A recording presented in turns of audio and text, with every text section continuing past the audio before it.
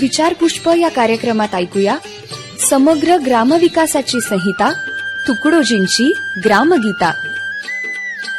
लेखिका आणि संवादिका अश्विनी मोरे.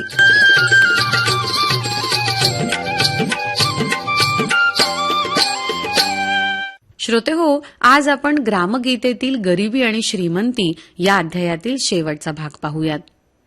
गावात धनिक आणि गरिबांचा जर कलह असेल तर विकास कार्य कसं ठप्प होतं हे यापूर्वी महाराजांनी याच अध्यायात सांगितलेलं आपण ऐकलं. आता शेवटी खूप महत्वाचा मुद्दा आहे बरं का. सर्वांनी सर्वांशी पूरक व्हावे, ऐसे धर्माचे सूत्र बरवे, हे काय तुम्हासी सांगावे, शहाणे जन हो. श्रोते हो, संत तुकडोजी महाराज म्हणतात की आपलं स्वतःचं काम करायची लाज आणि शरम कुणालाही वाटता कामा नये. उलट श्रमाचा, कष्टण्याचा निस्सीम गर्व ठेवावा.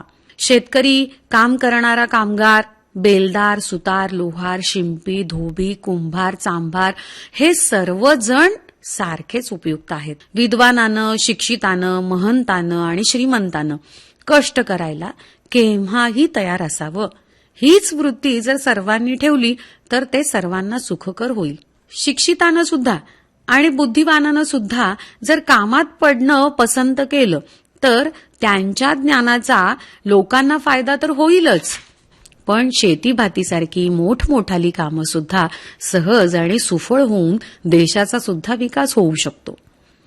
कामे सर्वची मूल्यवान, त्यांची योग्यता समसमान, श्रीकृष्णे सिद्ध केले उच्छिष्टे काढून, ओढिले ढोरे विठ्ठले.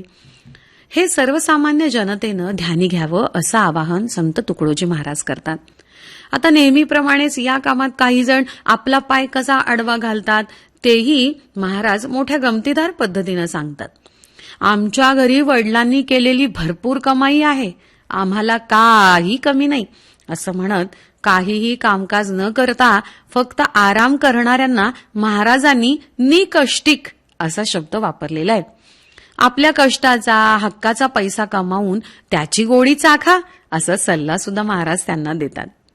अशा निकष्टिकांमागे धावणाऱ्यांना सुद्धा आज निकष्टिकांची चालती, उद्या विचारू नका फजिती, म्हणून समजून घ्यावी युक्ती उद्योगाची असा इशारा सुद्धा देतात. आणि वर सर्व तऱ्हेच्या कलाकुसरी शिकूनी वागावे शहाण्यापरी, पोट भरावयाची उजागरी तेव्हा लाभे असा संदेश सुद्धा देतात.